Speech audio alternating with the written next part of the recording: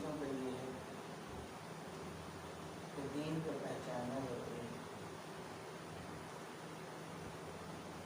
بغیر پہچانے ہوئے ہم صحیح بندگی نہیں کرتے۔ اور اس میں شک نہیں ہے کہ ہم سب بندے، یہی حال کربلا کا بھی ہے کہ جو شخص دین کو نہیں پہچانتا وہ کربلا سے صرف منت اور مرادیں جانتا ہے، اس کے لیے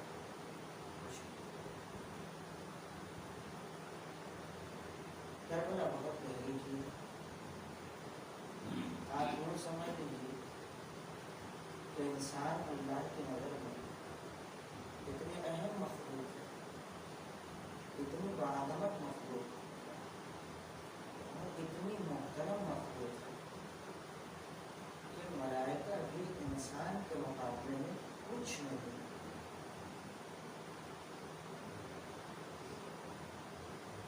ملائکہ کے مقابلے میں ہم بہت بڑے ہیں۔ یہ بہت بڑی غلط فہمی ہے کہ لوگ انسان کو بہت بونا سمجھتے ہیں، چھوٹا سمجھتے ہیں۔ یہ حدیث ذرا ملاحظہ کریں، جس کو تمام برادران اسلامی نے نقل کیا تھا ہمارے حدیث کی کتابوں میں۔ خلق اللہ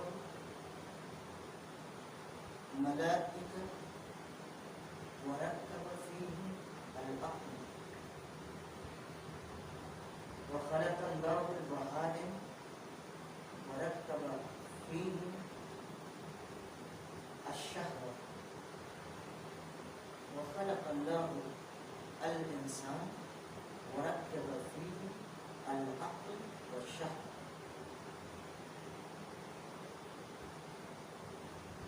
اللہ تعالیٰ نے ملائکہ کو پیدا کیا، ان کو صرف اور صرف عقل دی، خواہشات نہیں۔ ملائکہ عقل محض کا نام ہے، ان کے پاس گہری سمجھ پڑ گئی۔ حقیقت عقل اگر کہیں ہے وہی بندگی بڑھ جاتی ہے، وہی عبادت بڑھ جاتی ہے۔ آپ نے ملائکہ کے بارے میں سنا ہے کہ اگر کوئی سجدے میں ہے تو پھر اس سجدے سے سر نہیں اٹھاتا، رکوع میں تو رکوع میں، حالت قیام میں تو وہ حالت قیام میں۔ یہ ملائکہ کی ایک کیٹیگری، سب یہی نہیں۔ یعنی کچھ ملائکہ عبادت پروردگار کے لیے بنے، رات و دن، البتہ وہاں رات و دن کا تصور نہیں ہے، یہ ہم اس قرآن خاکی ہیں لہذا، لیکن بات کہنے کے لیے سب چیزیں آتی ہیں۔ وہ رات و دن خدا کی عبادت کرتے ہیں۔ تو یہ بات طے ہے کہ ہماری عبادت اللہ کو نہیں چاہیے، خالقی عبادت کرنے والے لوگ ہیں۔ لیکن ملائکہ کی قسمیں اللہ کے ہاتھ پر تو ہیں، جسم سے وہ پاک پاکیزہ ہے۔ سادہ سی لفظوں میں ایک طاقت، ایک قوت، حالانکہ یہ سب کہتے ہوئے ڈر لگتا ہے، لیکن صرف سمجھانے کے لیے کبھی کہنا کیا کریں۔ وہاں تو کہتا ہے اللہ السماوات والارض، اللہ تو آسمان اور زمین کا نور ہے۔ نور کو ہم سمجھ ہی نہیں سکتے، آج تک نور کی ڈیفینیشن کوئی سائنٹسٹ بھی نہیں کر سکتا، اور اتنا بتا سکا کہ نور میں اتنی طاقت ہے کہ اگر نور کی بنیاد کے اوپر کوئی چیز ایجاد ہوتی ہے تو فاصلے کم ہو جاتے ہیں، ہے نا؟ بھائی آپ لوگ سائنس کے اسٹوڈنٹ رہے ہوں گے تو یہ سب آپ کو پڑھایا گیا۔ ملائکہ کی ایک قسم ہے جو عبادت وغیرہ کرتے ہیں۔ ہماری عبادت اللہ کو نہیں چاہیے۔ آپ بیچارے سمجھتے ہیں کہ بوڑھے ہو جائیں گے تو ہم نماز پڑھیں گے،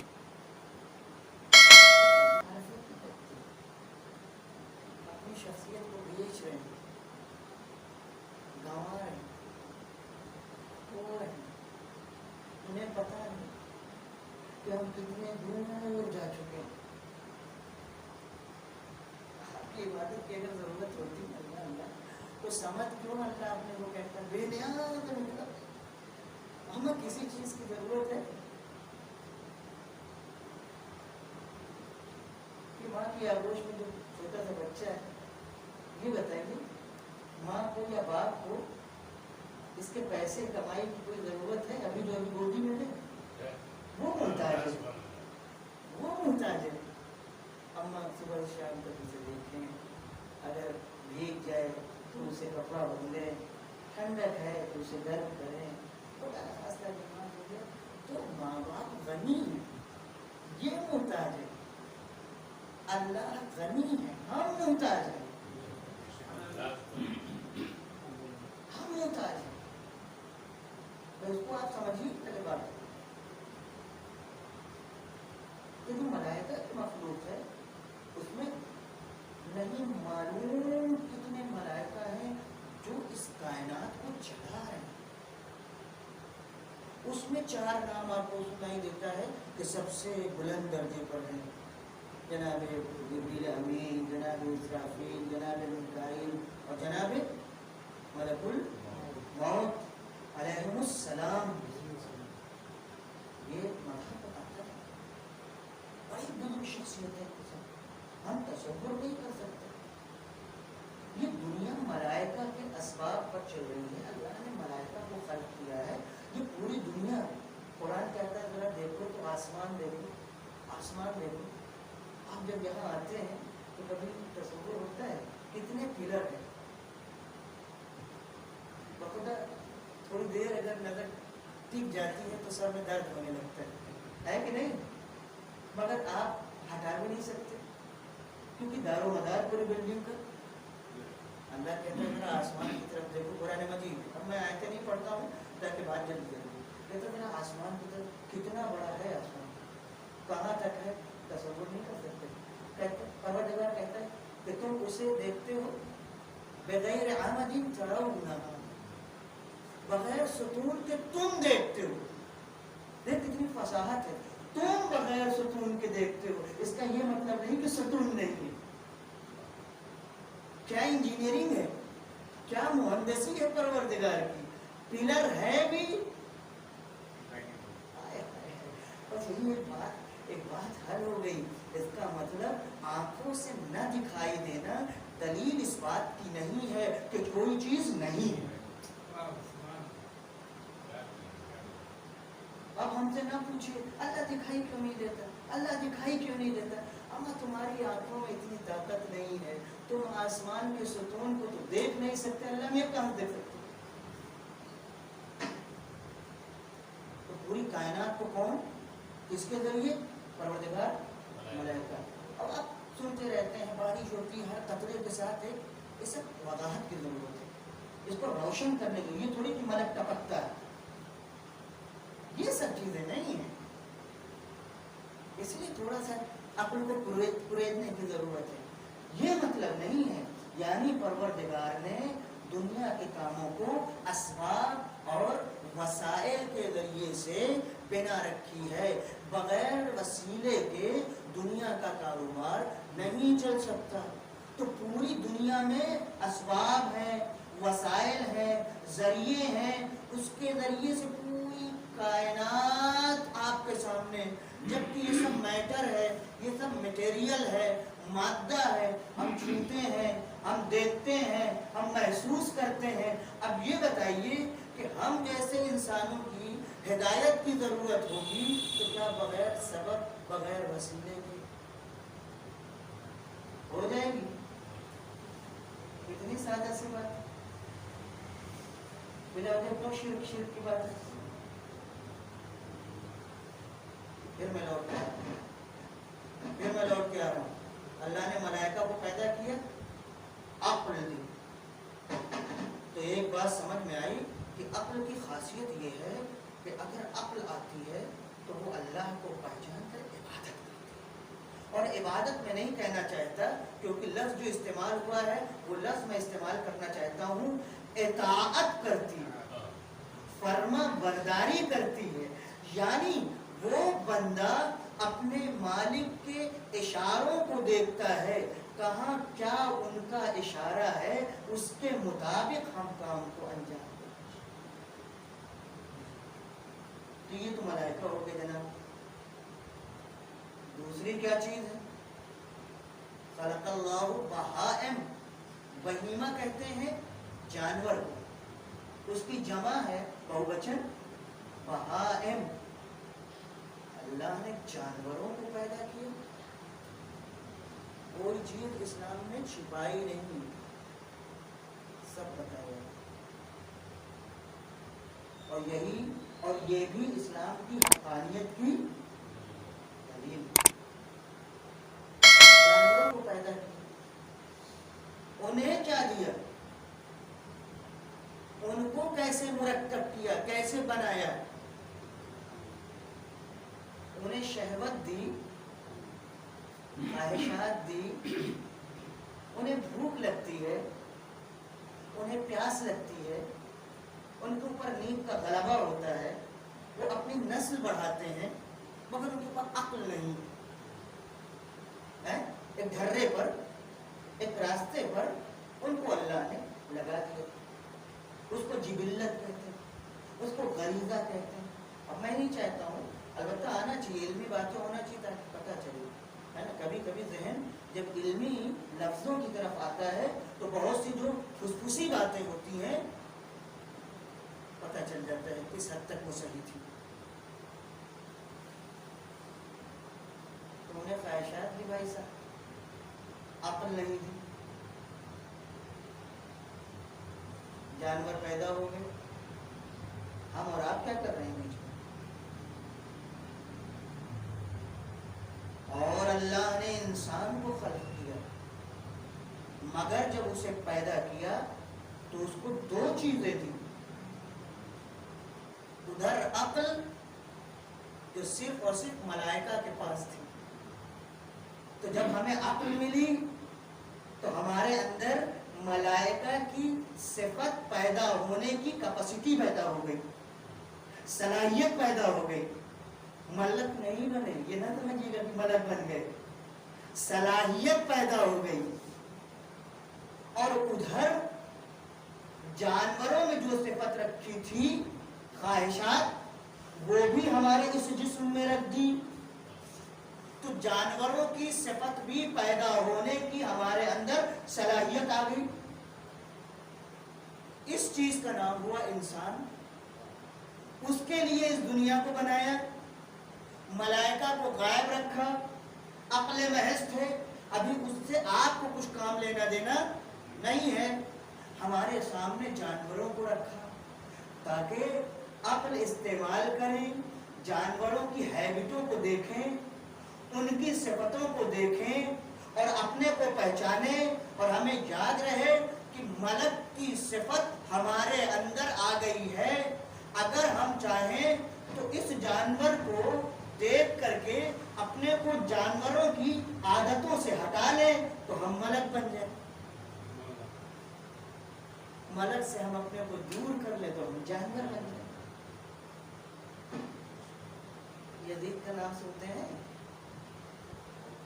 آپ کسی دائرے میں لے کے آئیے، یزید تو نام ہے سن 61 ہجری کا، ہر زمانے میں اس فکر کے لوگ رہے، اور شاید مجلسوں میں اسی بات کی بار بار یاد دہانی کرائی جاتی ہے کہ مت بھولو کہ تم کون ہو اللہ کی نظر میں، چاہو تو ملک کی صفت پیدا کر سکتے ہو اور اصحاب حسینی جیسے بن سکتے ہو، اور چاہو تو یزید کی طرح ایک اینک لگا کے، وہ بھی خواہشات کی اینک، سب کچھ بھلا دو تو جانور بھی بن سکتے ہو۔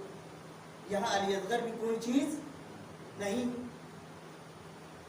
میرے عزیزوں، میرے بزرگوں، میں آپ سے کیا کہنا چاہتا ہوں، اس انسان کو اللہ نے بنایا اور اس زمین پر اتارا، مگر اتارنے سے پہلے چونکہ محترم تھا، چونکہ معزز تھا، ہے نا، آیت ہے نا آپ کے سامنے، وَلَقَدْ كَرَّمْنَا بنی آدم، ہم نے آدم کی اولاد کو کرامت عطا کی ہے. کرامت کے معنی ہے ذاتی شرافت.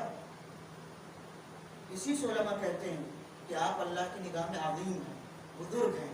اب میں آیتیں بار بار نہیں لانا چاہتا ہوں تاکہ جلدی جلدی ہم جو بات کہنا چاہتے ہیں وہ واضح ہو جائے. تو ہم اللہ کی نظر میں, جو قرآن مجید ہے تو وہ کہتا ہے ہم نے وَلَقَدْ كَرَّمْنَا بَنِي آدم. بنی آدم میں شیعہ نہیں ہے خالی, اولاد آدم میں دنیا میں جتنے لوگ عقل اور شہوت لے کر کے آئے ہیں سب اولاد آدم ہیں. پھر بات پلٹ کر کے بار بار وہی آتی ہے, کتنا فاصلہ ہو گیا. اس نے ہمیں بنایا تھا عالمی, یونیورسل, اور ہم نے اپنے کو بنا لیا جناب داخلی, انٹرنل. ہے کہ نہیں؟ ہم نے انسان کو شرافت دی ہے, کرامت دی ہے, محترم بنایا ہے. تو پروردگار کرے گا کیا ان کے ساتھ؟ ہماری عبادتیں چاہیے, مسجد میں ہم دوڑ دوڑ کے جائیں, سجدہ کریں, ماہ رمضان آئے تو روزہ رکھیں, نہ کھائے پیے, جیسا کہ لوگ کہتے ہیں ہم وہ روزہ رکھیں ان کے کھانے کو نہیں, ہمارے تو اللہ نے دیا ہے. ہاں کہتے ہیں. بہت میں توجہ چاہوں گا, چاہے کلیئر کر لیں بہت سی چیزوں کو. میرا موضوع یہی ہے, دین لے کے اگر نہیں چلیں گے تو کربلا سے فائدہ نہیں اٹھا سکتے. میں بالکل صاف کہتا ہوں, ہاں ذمہ داری بھی ہے. یہ سب جو آپ دیکھتے ہیں نا, یہ کربلا نہیں. کربلا وہی امام کا بیان ہے, کربلا وہی مقصد حسینی ہے. کربلا یہ نہیں ہے کہ جو ہم اور آپ پیش کرتے ہیں. ہم اپنی فکر کی اصلاح کریں. اب میں توجہ چاہوں گا آپ کی کہ جناب انسان کو بھیجنے کے لیے کیا ضرورت تھی کہ اللہ اتنا زیادہ اہتمام کرے. دنیا بنائے, اور جب دنیا بن کے تیار ہو جائے تو آدم کو بھیجے. وہ بھی پورا قصہ جو جنت میں تھے اور کیا تھے, وہ تو ہزارہ سوال اس کے اوپر, حالانکہ سب کا جواب ہے, یہاں گنجائش نہیں ہے. لیکن آدم جیسے نبی کو اللہ نے سختیوں میں بھیجا کہ نہیں بھیجا؟ کس کے لیے بھیجا؟ ہمارے لیے. تو اگر ہم عزیز نہ ہوتے, اگر ماں کے نزدیک بچہ پیارا نہ ہوتا تو رات میں 1 بجے ٹھنڈک کی رات میں اٹھ کر کے اس کو دودھ کیوں پلاتی؟ میں بہت توجہ چاہوں گا. اسی آئینے میں کربلا پوشیدہ ہے. کربلا کتنی گہری. کربلا کے لیے اہتمام ہوا ہے. میں یہ کہنا چاہتا ہوں کربلا کے لیے اہتمام ہوا ہے. کیوں؟ اس لیے کہ انسان کو انسان بنانے کے لیے اللہ نے اہتمام کیا. سب سے پہلے کسی کو بنایا, سب سے آخر میں بھیجا. آپ نے کبھی غور کیا کہ اللہ میاں کے اندر صلاحیت نہیں تھی؟ معاذ اللہ, ہمارے پیغمبر کو پہلے ہی دن نہیں بھیج سکتا تھا, نہیں اتار سکتا تھا؟ اتنا تو ہم بھی سمجھنے لگے ہیں بھائی صاحب کہ اللہ میں کوئی نقص اور عیب اس کی قدرت میں, اس کے علم میں, اس کی حکمت میں, اس کی سیاست میں نہیں تھا. اصل میں نقص آنے والے اس دھرتی پر انسانوں میں تھا. اتنی اپج ذہنوں میں نہیں تھی کہ پیغمبر جیسا آئے اور اعلیٰ تعلیم دے اور وہ سمجھ سکے. تو آدم سے شروع کیا, آدم سے شروع کیا. کتنا اہتمام ہے, کتنا اہتمام ہے. میں سب کچھ چھوڑ کے کہہ رہا ہوں, آدم کے بعد کتنا, کہاں کتنے نبی. آپ کو پتہ ہے انسانیت کتنی گری ہوئی تھی, انسانوں کتنے نابالغ تھے یہی انسان, 50-55 سال اور 60 سال کے. کتنے نبی ہیں جو صرف اور صرف اپنے لیے بنا کے بھیجے گئے, اپنے لیے, اپنے گھر والوں کے لیے بھی نہیں.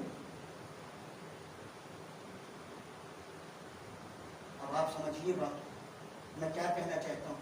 آسانی سے کربلا سمجھ لیں گے ہم. قسم خدا کی بزرگان خون دل پیتے ہیں جب کربلا کو چند رسموں میں ہم مقید کر کے پیش کرتے ہیں اور وہ اپنی طرف سے مرچ اور مسالہ اس میں لگا کر کے پیش کرتے ہیں.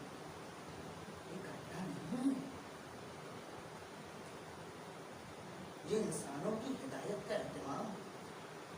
جب انسان اتنا نابالغ ہے, اتنا, آج دیکھیے میڈیا کا دور ہے, کتنا جھوٹ چلتا ہے, کتنا سنی ہوئی باتوں کے اوپر لوگ یقین کر لیتے ہیں اور عقل استعمال نہیں کرتے. ادھر کہا, وہ دیکھو کوا لے کے جا رہا ہے, کیا لے کے جا رہا ہے جی, ایسے نہیں کرے گا. عجیب بات ہے, عجیب بات ہے.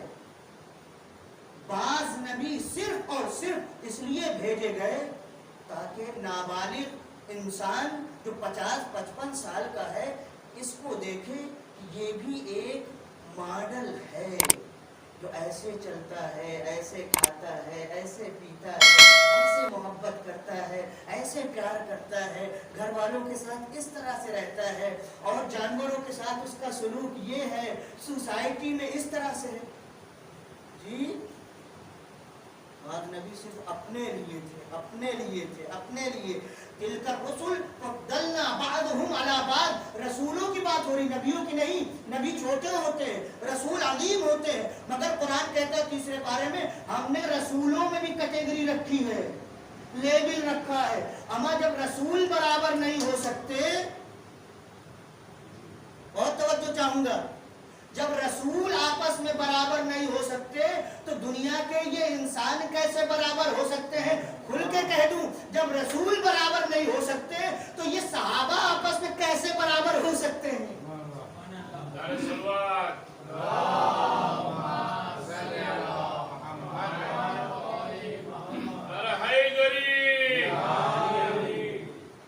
یہ بھی پیغمبر کے صحابی, وہ بھی پیغمبر کے صحابی, وہ بھی پیغمبر کے ساتھ بیٹھے, انہوں نے پیغمبر کا چہرہ دیکھا, انہوں نے پیغمبر کا ہاتھ چوما. صحابی کلہم عدول. آگے نہ بیچ میں سمجھیے اہتمام ہوا کہ نہیں ہوا؟ بیچ میں کربلا کیا کر رہی ہے؟ کربلا کی ضرورت کیا تھی؟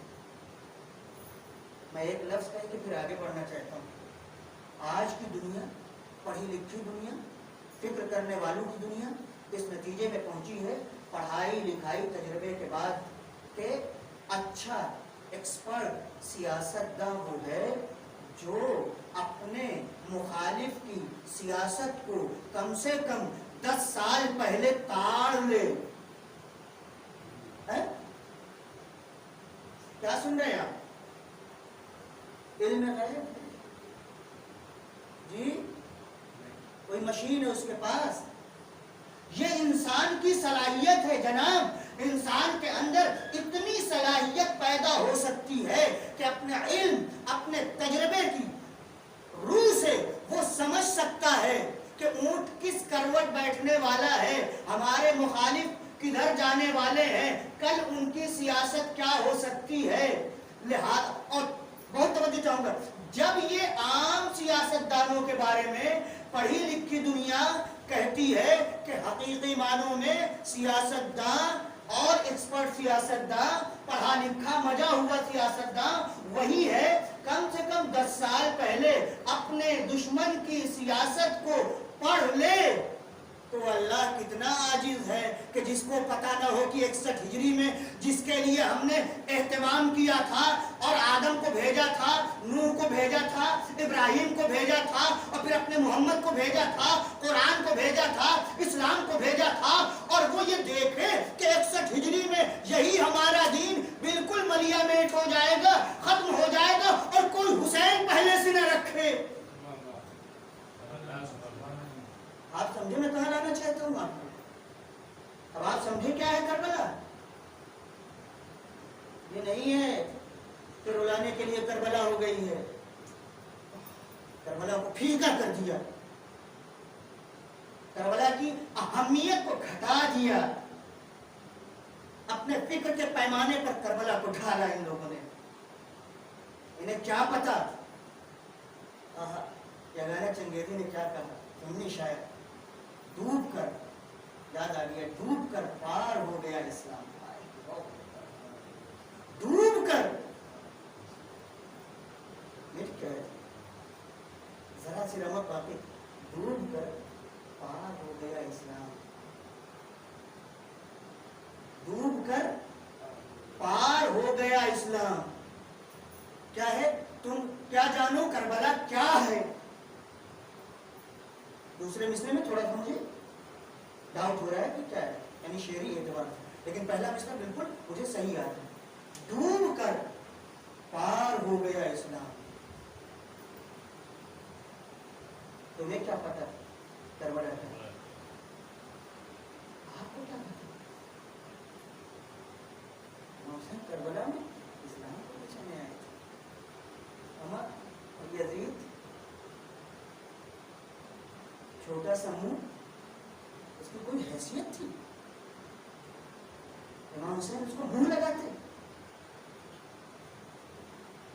امام تو بہت بڑی بات ہے، اس کو تو شہزادی نے کلیئر کیا. یہ زمانے کی صرف ظریفی ہے. کیا کروں کہ تیرے سامنے میں بول رہا ہوں نا، میں تجھے خطاب کرنے کے قابل بھی نہیں سمجھتی. تو اس لائق بھی نہیں ہے کہ میں علی کی بیٹی تجھے خطاب کروں. تو اتنا پست ہے.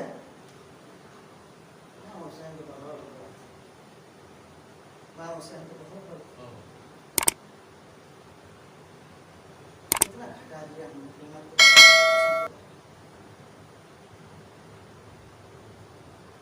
آج آزاداری میں نئی نئی ترکیبیں. ہمیں کم سے کم آپ آگے بڑھ کر کے علم کے شاہراہ پر آتے، آپ کچھ ایجاد کرتے، نئی نئی چیزیں. یہ کربلا نہیں.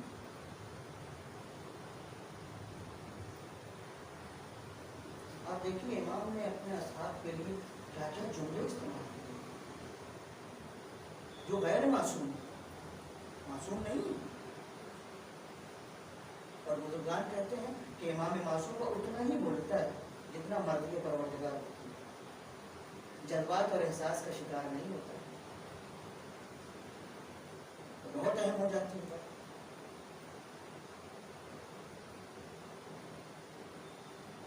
ہمارے لیے اہتمام کیا گیا. کیوں اہتمام کیا گیا؟ تاکہ انسان دنیا میں رہ کر کے ملک بن سکے اپنے اختیار اور ارادے سے. اللہ اکبر. اگر آپ اس جملے کی قدر کریں، یہی عقائد کا خلاصہ ہے، اصول دین کا خلاصہ ہے. جو میں نے دو لفظ آپ کے سامنے استعمال کیے.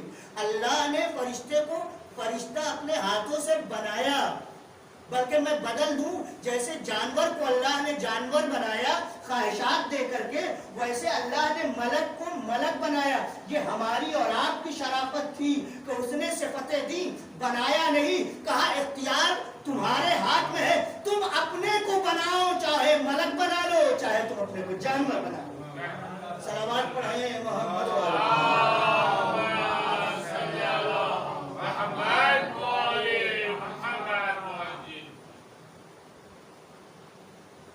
ویسا علمی بحث ہے، سخت بحث ہے اور آخری مجلس ہے. ہو جائے بعد میں انشاءاللہ پڑھنے والے سے چھٹوانے والے بھی آئیں گے اور بمبئی میں ہوتی ہی رہتی ہیں، وہاں پورا کر لیجئے. ہم اپنے کو پہچانے. اور میں سمجھتا ہوں جو شخص اس پہلو سے سمجھ گیا، آپ یقین کریں اس کی دنیا بدل جائے گی.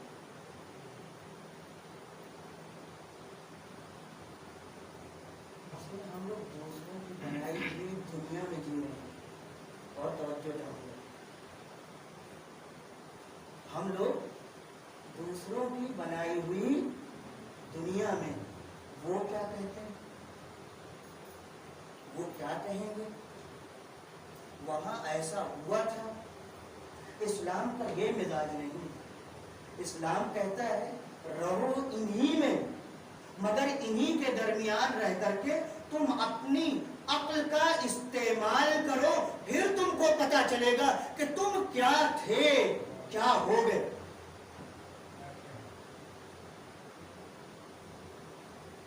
کیا تھے اور کیا ہو گئے. بڑی بڑی مثالیں ہیں، مختلف اہل ازاں کی مثالیں ہیں. فرشیدہ پہ آنے والوں کی مثالیں ہیں. نام لے لینے سے بعض اوقات کچھ غلط فہمیوں کی وجہ سے بات کچھ کی کچھ ہو جاتی ہے، لیکن میں سمجھتا ہوں کہ بعض جگہ نام لینا چاہیے، کیونکہ یہ فرشیدہ ہمیں صحیح معیار دیتی، ہم کو ہماری شخصیت کو پہچانواتی. خود جو ہماری اندرونی شخصیت ہے یہ فرشیدہ ہمیں نکال کر کے ہمارے ہاتھوں پہ رکھ دیتی ہے. دیکھو تم یہ ہو، جو تھے وہ دوسروں کی بنائی ہوئی شخصیت تھی، اب جو ہے وہ تمہاری بنائی ہوئی شخصیت ہے. اسی لیے اللہ نے دو دنیا کا تصور دیا، اسلام نے دو دنیا کا تصور دیا. ایک دنیا کا تصور ہمارے یہاں نہیں ہے، دو دنیا کا تصور ہے، اور اسے سمجھ لینا چاہیے. ایک مادی دنیا، ایک روحانی دنیا. یہ ہے مادی دنیا. کہا یہاں کے اوپر تمہیں علم حاصل کرنا ہے، یہاں تمہیں جد و جہد کرنا ہے، یہاں تمہیں کوشش کرنا ہے، یہاں تمہیں فائٹ کرنا ہے، یہاں تمہیں شیطان کو شکست دینا ہے. جس دن تم نے یہ تمام شرائط پورے کر لیے، وہاں کے لیے تمہیں فکر مندی کی کوئی ضرورت نہیں. ہم تمہیں وہاں بہترین زندگی، اس لیے قرآن مجید صرف اور صرف زندگی کی بات نہیں کرتا، پاکیزہ زندگی کی بات کرتا ہے کہ نہیں؟ آپ کے سامنے آئے تھے. ہاں، ہم تمہیں کون سی زندگی دیں گے؟ پاک و پاکیزہ زندگی. لہذا یہ بات ہے کہ جتنا ہی زیادہ انسان کا بدن تھکتا ہے، انسان کی روح اتنی ہی زیادہ روشن ہوتی جاتی ہے. جتنا ہی زیادہ انسان سختیوں میں اپنے کو ڈھالتا ہے، اتنا ہی زیادہ انسان کی روح میں جلا پیدا ہوتی ہے. چاہے وہ دین پر عمل ہو. کسی نے آ کے کہا امام سے کہ مولا بہت پریشان ہوں، غریب ہوں، نادار ہوں، کچھ بھی نہیں ہے. ظاہر چھٹے امام کی بات ہے یہ، اور امام کے سامنے کہتا جا رہا ہے، امام خاموش بیٹھے ہوئے. ایسے مسائل دنیا میں سب کے لیے آتے ہیں. اگر وہ کہہ چکے، شکایت کر چکے، صحابی تھا امام کا چاہنے والا تھا. تو امام نے کہا کیا واقعا تم غریب ہو؟ کیا واقعا تم فقیر ہو؟ اس نے کہا مولا سب بتا دیا، کچھ تو نہیں چھوڑا، سب تو بتا دیا آپ کو. اب دیکھیے امام نے متوجہ کیا. اچھا میں تم سے ایک چیز لینا چاہتا ہوں اور اس کے بدلے ایک چیز دینا چاہتا ہوں. کہا مولا کیا؟ کہا میں یہ سامنے پہاڑی تھی چھوٹی سی، کہا یہ پہاڑی دیکھ رہے ہو؟ کہا ہاں.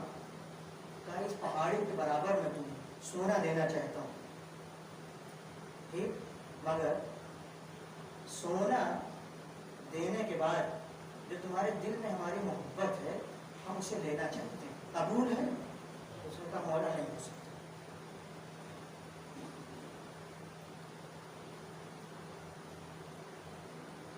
وہ ہے جو سمجھا ہوا ہے، یہ وہ ہے جو دنیا کی حقیقت کو جانتا ہے، یہ وہ ہے جو اسلام کو سمجھا ہوا ہے، یہ وہ ہے جو عقائد اسلامی سے واقف ہے، یہ وہ ہے جو شیعت اور مکتب تشیع سے واقف ہے، یہ وہ ہے جو سچا عزادار ہے. نہیں مولا یہ نہیں ہو سکتا. ارے ابھی تم رو رہے تھے، ابھی تو تم کہہ رہے تھے یہ پریشانی ہو. تو کہا مولا وہ سب اپنی جگہ، لیکن مجھے پتا ہے یہ پریشانیاں اس کے مقابلے میں کچھ نہیں. آپ کی محبت اپنے دل سے نکال دیں. اب یاد کیجیے شب عاشور کیا کہا تھا جناب عباس نے؟ اب دنیا بعد کر آقا آپ کے بعد اس دنیا پہ خاک ہو. یہ دنیا ہم نہیں کیا کریں گے، اس میں ہے کیا؟ اہل بیت کی محبت کیا ہے؟ اہل بیت کی محبت علماء نے کام کیا. علماء نے ہمارے اپنی عمر کو اس میں صرف کیا ہے کہ جو جانتے ہیں کہ عمر کی حقیقت اور عمر کی قیمت کیا ہے. کیونکہ آخری مجلس ہے، میں چاہتا ہوں یہ ہمارے ذہنوں میں بات رہ جائے، ہمارے بھی اور آپ کے بھی اور ہمارے جوانوں کے بھی. لیکن ہم لوگ بار بار مجلسیں کرتے ہیں، محرم آتا ہے، علم سجاتے ہیں، ماتم کرتے ہیں، اجزے قضا پڑھتے ہیں، مجلسیں ہوتی ہیں، گریا کرتے ہیں، لیکن اتنی مشکلات ہیں. عبادت، ہر عبادت کے پیچھے شیطان لگا ہوا ہے. تو راہ حل ہونا چاہیے کہ نہیں؟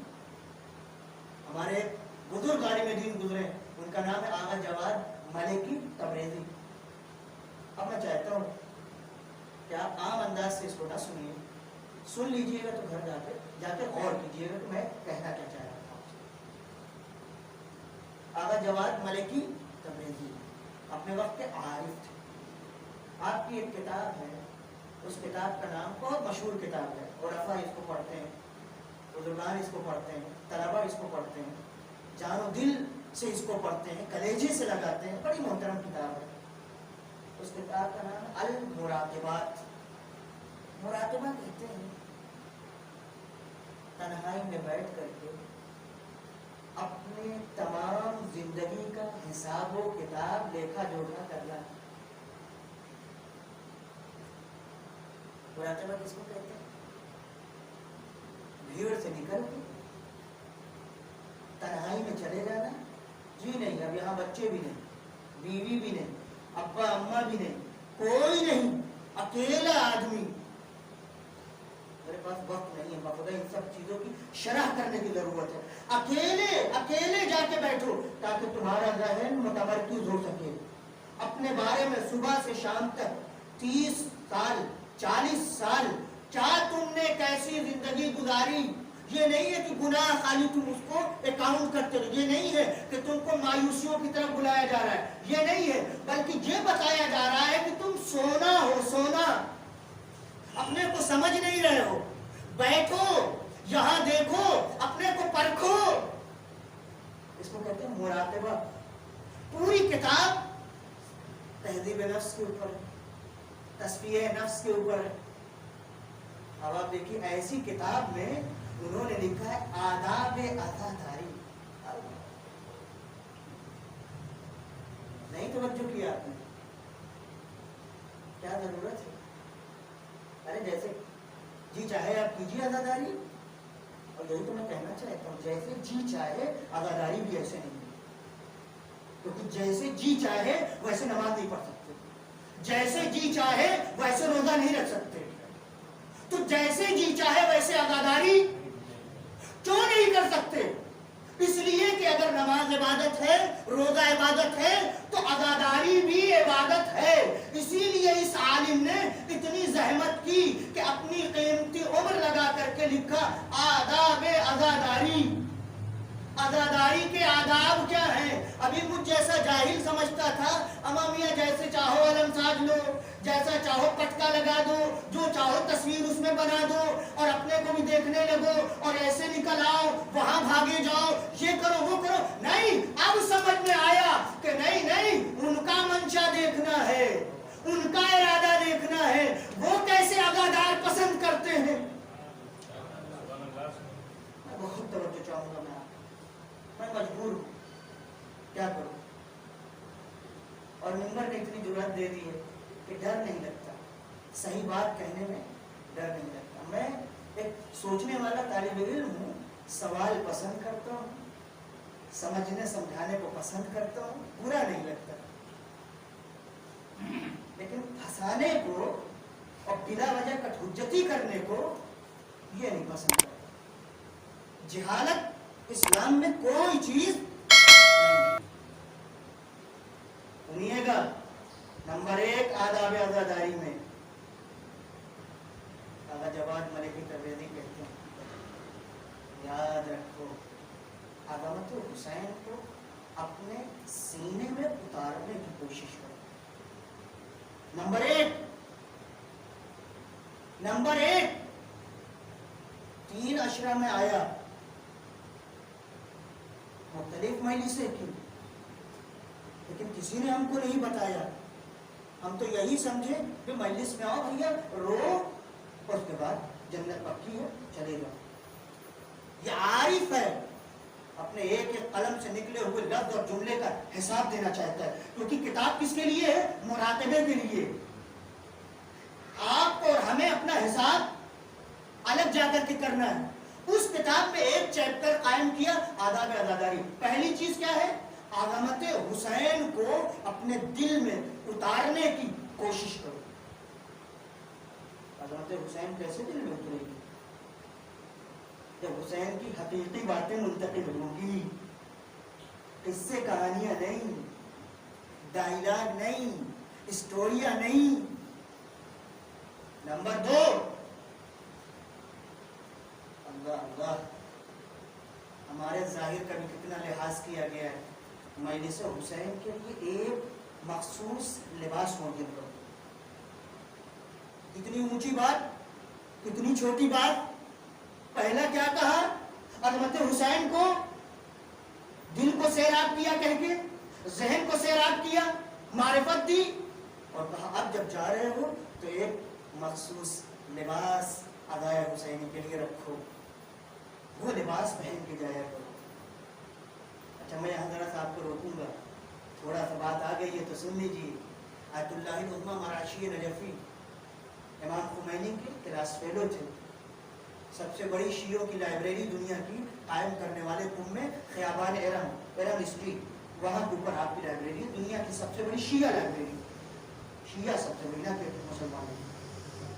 معلوم ہے آپ کو ان کا وصیت نامہ ہے؟ اس وصیت نامے میں اپنے بیٹے کو وصیت کرتے ہیں، کہتے ہیں محمود، وہ بھی آیت اللہ علیہ مرشد نے کیا کہتے ہیں؟ محمود جب میرا انتقال ہو جائے تو یاد رکھنا، میں نے آغائے سید الشہداء میں جو رومال استعمال کیا ہے آنسو پوچھنے کے لیے، میرے کفن میں رکھ دینا۔ یہ مجتہد ہے، عام آدمی نہیں کہ محبت آ گئی ہے اور ایسے کہہ نہیں، آسان نہیں۔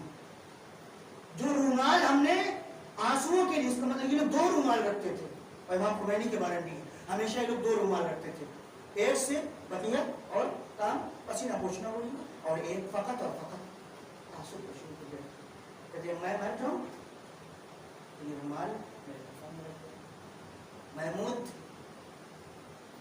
میں جو پیراہن ادائے حسینی میں پہنتا تھا، سیاہ لباس پہنتا تھا، اسے میرے کفن میں رکھ دو۔ اور جس مصلی پر سجدگاہ رکھ کر کے 70 سال میں نے نماز شب پڑھی ہے، وہ سجدگاہ بھی میرے ساتھ دفن کر دینا۔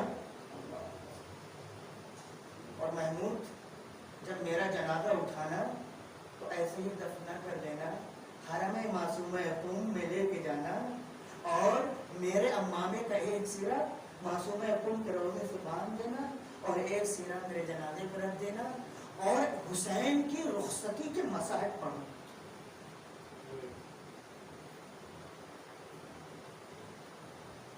کیونکہ معرفت ہے کہ عزاداری کتنی گہری چیز ہے۔ سیاہ لباس، مخصوص لباس، کہا جائے یہ لباس تمہارا عزاداری کا ہے۔ اس کا ایک فائدہ یہ بھی، جب آپ سڑک کے اوپر سیاہ لباس پہن کے آتے ہیں اور سبھی پہنے ہوئے ہوتے ہیں، نگاہیں اٹھتی ہیں۔ آپ یہ نہ کہیں کہ ریاکاری ہے، نہیں، اس میں اجتماعی پہلو کا لحاظ رکھا گیا ہے۔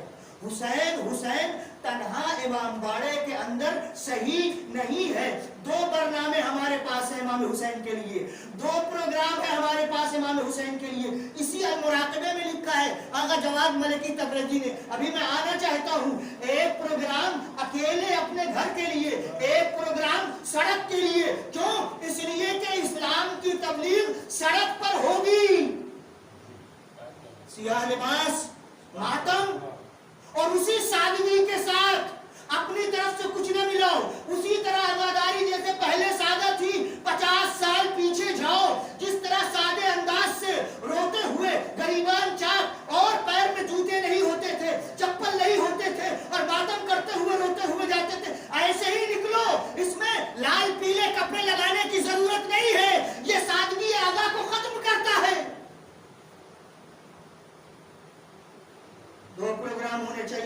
حسین کے لیے. آغا جواد ملکی تبریزی کہتے ہیں ابھی میں آ رہا ہوں, ایک حسین سڑکوں پر ہونا چاہیے, اس لیے کہ کربلا مقتل کا نام ہے. شہادت کربلا کے میدان میں ہوئی ہے, بند کمرے میں نہیں ہوئی ہے.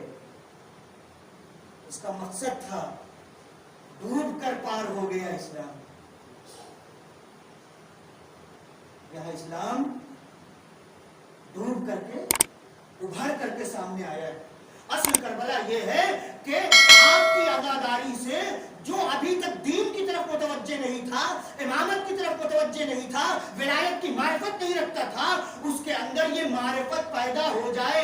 اگر ہماری عزاداری میں یہ کیفیت اور کوالٹی پیدا ہو گئی تو اس کا مطلب عزاداری اپنے صحیح راستے پہ چل رہی ہے. ورنہ عزاداری ڈریے مت, خدا بولنے کی ضرورت ہے, خدا بولنے کی ضرورت ہے, کہنے کی ضرورت ہے. کم سے کم اپنے بچے کو تو کہہ سکتے ہیں, کم سے کم اپنے پڑوسی سے جس سے محبت ہے, ہماری بات سنتا ہے, اس سے تو کہہ سکتے ہیں. آغا جواد ملکی تبریزی کیا کہتے ہیں؟ ایک لباس معین کرو, وہی لباس پہن لو. نمبر 2, آئیے آگے آئیے. کیسے فکر کو درست کیا ہے. کہتے ہیں نمبر 3, معاف کیجیے گا, نمبر 3, کوشش کرو کہ تمہارے دل میں خلوص پیدا ہوتا جائے. قسم خدا کی میں سمجھتا ہوں کہ بڑی مشکل چیز ہے. آپ کو میں نہیں کہہ سکتا, مگر میں اپنے کو گھر سے نیت کر کے چلتا ہوں کہ آج کی مجلس صرف اور صرف اپنے امام کے لیے. ساتھی مل گیا, اسے کہ میں مجلس پڑھنے جا رہا ہوں, آپ کو پتا ہے میں نے فلاں آیت کے اوپر بہت واہ کی لوگوں نے, میں اپنے کہہ رہا ہوں, نیت بدل جاتی. آسان نہیں, سخت, بہت سخت. لیکن آغا جواد ملکی کہتے ہیں کہ نہیں, خلوص پیدا کرو. دیکھو کہ امام نے کس کے لیے قربانی پیش کی. اگر کسی کی خوشنودی پیش نظر ہوتی تو امام بیعت کر دیتے. اخلاص, خلوص ہمیں آپ کے لیے نہیں پڑھنا ہے, آپ کو ہمارے لیے نہیں پڑھنا ہے. ہمیں منبر پہ آ کر کے مجلس پڑھنا ہے, آپ کو نوحہ پڑھنا ہے, آپ کو مرثیہ پڑھنا ہے, آپ کو سود اور سلام پڑھنا ہے, آپ کو ماتم, آپ کو تبرک بانٹنا ہے, اور مجلس کی بنیاد رکھنا ہے, فرش ادا بچھانا ہے, جھاڑو دینا ہے, مگر دل میں یہ رہے کہ میں ان کے لیے کیا, یہ بھی تو میری طرح سے. یہ آغا جواد ملکی تبریزی معلوم ہے, اس خلوص کو حاصل کرنے کے لیے راہ حل بھی بتاتے ہیں. کہتے ہیں سنو, ایک مجلس اپنے گھر رکھو. میں نے کہا 2 پروگرام ہونا چاہیے, بہت توجہ چاہوں گا. کیا ہے حسین, کیا کر کے گئے کہ علماء اپنا وقت دینے کے لیے تیار ہیں, جوان اپنا وقت دینے کے لیے تیار ہیں, دنیا کی بڑی بڑی شخصیتیں اس شخصیت کا مطالعہ کرنے کے لیے تیار ہیں. فرماتے ہیں ایک مجلس اپنے گھر پر, کوئی ضروری نہیں کہ آپ پورا مجمع بلائیے, خود بیٹھ جاؤ, بچوں کو بلا دو, تھوڑا سا تبرک لا کے رکھ لو, تھوڑا سا تم مسائل پڑھو, تمہارا بیٹا یا بیٹی پڑھے, تمہاری زوجہ پڑھے, کہ حسین کی مجلس ہو گئی. آگے سنیے, بس یہ آخری مجلس میں, معاف کیجیے گا اگر میں آپ کا وقت لے رہا ہوں. اس کے بعد کہتے ہیں اپنے گھر پہ مجلس کرو, اپنے گھر پہ مجلس کرو. اور اگر اپنے گھر پر مجلس نہیں رکھ سکتے ہو, کیونکہ بہت سی چیزیں ہو سکتی, چھوٹا ہے گھر, یا ایسی جگہ ہے لوگ پہنچ نہیں سکتے, یا آپ خود نہیں کر سکتے, کچھ بھی ہے, اگر اپنے گھر پہ مجلس نہیں رکھ سکتے تو کوشش کرو اپنے دوست احباب کے گھر مجلس کرو. یہ پڑھنے کے بعد میں سوچنے لگا کہ آغا جواد ملکی تبریزی کہنا کیا چاہتے ہیں. کچھ نہیں کہنا چاہتے, آگے خود ہی کہتے ہیں, اور کوشش کرو کہ مجلس ہو جائے, انتظامات ہو جائیں, عزادار آئیں اور مجلس سن کے چلے بھی جائیں, اور لوگوں کو یہ نہ پتا چلے بانی مجلس کون تھا. قسم خدا کی بڑی عظیم بات کہہ دی اور لوگوں کو پتہ نہ چلے بانی مجلس کون تھا.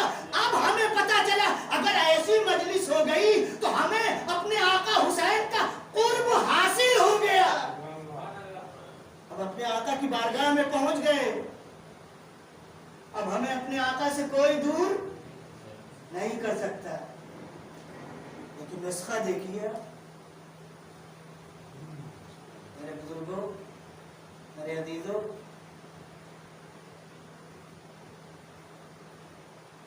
کربلا قربانیوں کا نام ہے، اخلاص عمل کا نام ہے. کربلا کی تہ میں یہی ساری چیزیں آپ کو ملیں گی. عزت نفس کا نام ہے، علم اور معرفت کا نام ہے. کربلا کا تعلق اسلام سے چوری دامن کا ہے، لازم و ملزوم ہے. یہ تصور غلط ہے. کربلا الگ چیز ہے، شریعت الگ چیز ہے. کربلا اور شریعت دونوں ساتھ ساتھ ہیں. اسی انسان کے لیے کہ جس کے لیے اتنا اللہ نے اہتمام کیا، آدم سے لے کے آخری نبی تک کو بھیجا، اسے پتا تھا کہ 61 ہجری میں کیا ہونے والا ہے. وہ قادر مطلق تھا، لہذا حسین کا پہلے سے انتظام کیا تھا. بس میں نے آپ کی زحمت تمام کر دی. اور یہ آیت پھر سے میں اس کا ترجمہ دہراؤں گا کہ اے ایمان لانے والو، لبیک کہو، دوڑ پڑو اللہ اور اس کے رسول کی طرف جب وہ تمہیں زندگی کی دعوت دیں، یعنی اسلام کی دعوت دیں، قرآن کی طرف بلائیں اور شریعت کی طرف دعوت دیں. حسین کو بمعرفت عزادار پسند ہے، جاہل عزادار پسند نہیں. اسلام عقل والوں کا مذہب ہے، اسلام جاہلوں کا مذہب نہیں ہے. بس ایک لفظ میں اور اپنے مسائل، اسلام کہتا ہے قیامت میں تمہارے اعمال عقل کی بنیاد پہ تولے جائیں گے، کثرت کی بنیاد پہ تولے. کتنے سجدے کیے اہمیت نہیں رکھتی، کتنی نمازیں پڑھی اہمیت نہیں رکھتا. سمجھ کر کے عبادت کی یا نہیں. اگر سمجھ کر کے عبادت کی ہے تو وہ سمجھ جتنی ہے اسی معرفت اور سمجھ کے اعتبار سے ہی اللہ اجر دینے والا ہے. لہذا کربلا کے اصحاب میں جتنے بھی امام کے ساتھ آئے ہیں سب کی ہسٹری میں ملتا ہے امام کی معرفت ہوتی ہے، اور اسی لیے کربلا میں گہرائی اور وزن پیدا ہو گیا ہے. آپ دیکھیے 30,000 کا لشکر ہے. عموماً لوگ آنکڑے گنتے ہیں 1 لاکھ 2 لاکھ. کربلا میں اس کی کوئی اہمیت، 72 کی اہمیت 30,000 کے سامنے. کیوں؟ اس لیے کہ یہاں عقل کار فرما تھی، یہاں شہادت کا جذبہ تھا، یہاں ایثار و قربانی تھی، یہاں معرفت تھی، یہاں ولایت اور امامت کا صحیح نظریہ تھا.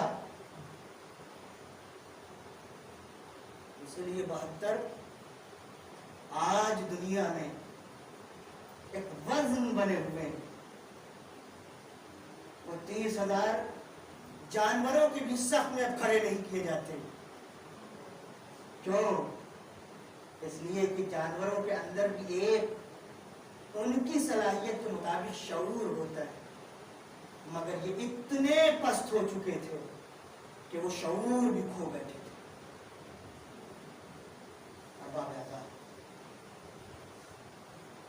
جب امام رخصت کے لیے آئے تو اپنی بہن زینب سے خطاب،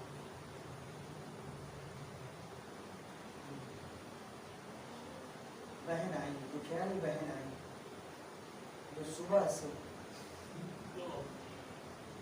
اپنے بھائی کے ہاتھوں سے مختلف جنازے دیکھ چکی. آپ نے بارے میں سنا ہے، بڑی سخت منزل، بھائی بہن کا رشتہ. मगर अब इमाम को हुज्जत तमाम करना है, करबला बनाना है। इमाम ने अपनी बहन से कहा, बहन जरा मेरा पोशीदा लिबास लो। ज़ैनब लिबास तो ले आई, मगर ये सवाल तो था कि मेरा भैया ये पोशीदा पुराना लिबास क्यों मांग रहा है। उस पर बात जाकरीन कहते हैं तो उसको भी इमाम ने जगह जगह से चाह कर दिया। पुराना लिबास, मुंदरिस लिबास, और उसे भी इमाम ने जगह जगह से चाह कर दिया और अपने आभा के नीचे उस लिबास को पहन लिया। लुधियानी बहन देख रही थी ये मंजर, गोया बहन समझ गई कि जिसके लिए ईद में जन्नत से लिबास आया था, आज वो अपने लिबास को अल्लाह की बारगाह में जाने के लिए तब्दील कर रहा है।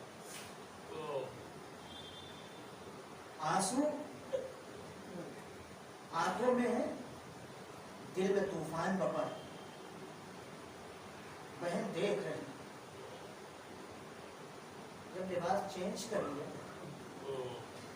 बहन ने ख्वाहिश डाली, भैया अब आप जा रहे हैं तो थोड़ा खैमे में आ जाओ। बहन क्या बात है, भैया जरा खैमे में आ जाएगी, बीवियां मुंतजिर आखिर दीदार करेगी।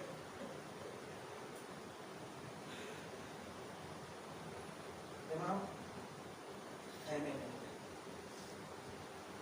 बीवियों ने हल्का बना लिया और इमाम उस हल्के में, बीवियों ने हसरत भरी निगाहों से इमाम के चेहरे को देखा। न लश्करे, न सिपाही, न कसरतुन्नासे, न कासिम, न अली अकबर, न अब्बास, कोई नहीं।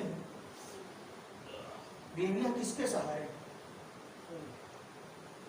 अल्लाह अल्लाह, अजीब जुमला है, अजीब जुमला है। इमाम ने कहा, ए बीवियों, इस्ताइदु लिल बला, अब इम्तिहान के लिए तैयार हो जाओ। ये अजीब कीमती जुमला है मक्तल का। इमाम ने बीवियों से कहा, ए बीवियों, अब इम्तिहान के लिए तैयार हो जाओ, इस्ताइदु लिल बला। इमाम ढारस दे रहे हैं, तसल्ली दे रहे हैं, बीवियां रो रही हैं, मगर इमाम रुखसत नहीं हो पाते। इमाम ने देखा ऐसे रुखसत मुमकिन नहीं। एक मरतबा अम्मामा अपने हाथों में ले लिए और आसमान के नीचे, परवरदिगारा तो मेरी जुदाई में इन बीवियों को सब दे दे। बल्कि इसलिए कहा, बीवियों ने खुदा हाफिज, मेरे सैयद सरदार जाइए, खुदा। शेख मुतारी कहते हैं कि इमाम ने जंग करने के लिए एक बुलंदी का इंतखाब किया। खैमे से बाहर आए, घोड़े पे सवार हुए और आगे बढ़े। फरमाया, ला हौला वला कुव्वता इल्ला बिल्लाह, ला हौला वला कुव्वता इल्ला बिल्लाह। शेख मुतारी कहते हैं कि इमाम बार बार ये जिक्र पढ़ते जाते थे और दुश्मन पर हमला करते थे, दुश्मन पर हमला करते थे और बार बार ये जिक्र पढ़ते थे। और जब दुश्मन भाग जाते थे तो फिर पलट करके उस बुलंदी पर आ जाते थे। वो बुलंदी थोड़ा खैमे से नजदीक थी। गोया इमाम अपने जिक्र से बताना चाहते थे, बीवियों अभी घबराओ नहीं, अभी हुसैन जिंदा है। अरबाब आज़ा हुसैन ने हमले पे हमला करना शुरू किया। बड़ा दिलेराना हमला था, बड़ा शुजाना हमला था। एक मरतबा हमला करते करते फराहत के किनारे आए, भाई भाई याद आया, गोया लाशें पे आकर के खड़े हो गए। अब्बास अब्बास उठो, अपने अपने भाई की जंग को देखो। ए भैया अब्बास, ए भैया अब्बास, तुम्हारा भाई जंग कर रहा है। कोई आवाज नहीं आई। एक मरतबा अली अकबर की लाशें पे आए और आने के बाद कहा, अली अकबर बाप को छोड़ के चले गए, देखो भूखे बाप की जंग को देखो। مرتبہ بچپن کے دوست حبیب کی لاشیں پر آئے، حبیب اٹھو، مگر کوئی آواز نہیں آئی۔ ارباب عذاب حسین جنگ کرتے جاتے ہیں، فوج اشقیا بھاگتی جاتی ہے۔ عالم یہ ہے کہ فوج میں علمان و حلفیز کی آوازیں بلند ہیں۔ ایک مرتبہ کسی منادی نے ندا دی، یا ایتھا النفس المطمئنہ ارجعی الی ربک راضیۃ مرضیہ۔ بس جیسے ہی یہ آواز آپ نے سنی، تلوار کو نیام میں رکھنا چاہا۔ ابھی تلوار نیام میں رکھنا ہی چاہتے تھے کہ ایک تیر سنسناتا ہوا سینے میں پیوست ہو گیا۔ اللہ اللہ، اس تیر کو نکالنا ہی چاہتے تھے کہ ایک پتھر پیشانی پہ پڑا، تیورا کر کے زمین پر آئے۔ کربلا میں آواز گونجی، الا قد قتل الحسین بکربلا، الا قد ذبح الحسین بکربلا۔ فرات کا پانی ابلنے لگا، سیاہ آندیاں چلنے لگی۔ زینب سید سجاد کے پاس آئی، اے بیٹا، ارے غصے چوکو۔ ایک مرتبہ سید سجاد اٹھے، اب جو پردہ اٹھا، السلام علیکم یا ابا عبداللہ، پھوپھی ابا میں یتیم ہو گیا، آپ بھی بھائی کی ہو گئی۔ وَسَيَعْلَمُ الَّذِينَ ظَلَمُوا أَيَّ مُنقَلَبٍ يَنقَلِبُونَ إِلَىٰ بِعَقْبَتِهَا وَأَبِيهَا وَبَعْلِهَا وَبَنِيهَا۔ پروردگارہ ہماری اس مختصر سی مجلس کو قبول فرما۔ پروردگارہ جو کچھ ہم نے کہا ہے اور سنا ہے اس پر عمل کرنے کی توفیق عطا۔ پروردگارہ ہم میں جو پریشان حال ان کی پریشانیوں کو دور فرما۔ پروردگارہ وہ لوگ جو بے روزگار ہیں ان کو پاک و پاکیزہ وسیع رزق عنایت کر، ہمارے اس ملک میں امن و امان قائم کر، مسلمانوں میں اتحاد و اتفاق پیدا کر، دشمنوں کی سازشوں کو ناکام کر۔ پروردگارہ علماء اعلام کا سایہ ہمارے سروں پر قائم ہوتا ہے، بیماروں کو شفائے کامل و عاجل عطا فرما۔ وہ لوگ جو بے اولاد ہیں ان کو نیک صالح محب اہل بیت اولاد عنایت۔ پروردگارہ ہم جب تک زندہ ہیں ذکر اہل بیت کرتے رہیں، اور جب ہم اس دنیا سے جائیں تو ایک ہاتھ میں قرآن دوسرے میں دامن اہل بیت۔ پروردگارہ اہل بیت کے صدقے میں، امام کی شہادت کے صدقے میں، کربلا والوں کے مصائب اور مصیبت کے صدقے میں، اے میرے مالک تو ہمیں اپنا بندہ بنا۔ پروردگارہ شیطان کی بندگی سے ہمیں نجات دے۔ پروردگارہ ہمارے امام کو ہم سے ملا اور ہمارے رفتار و کردار سے ان کو راضی کر۔ ربنا تقبل منا انك انت السميع العليم۔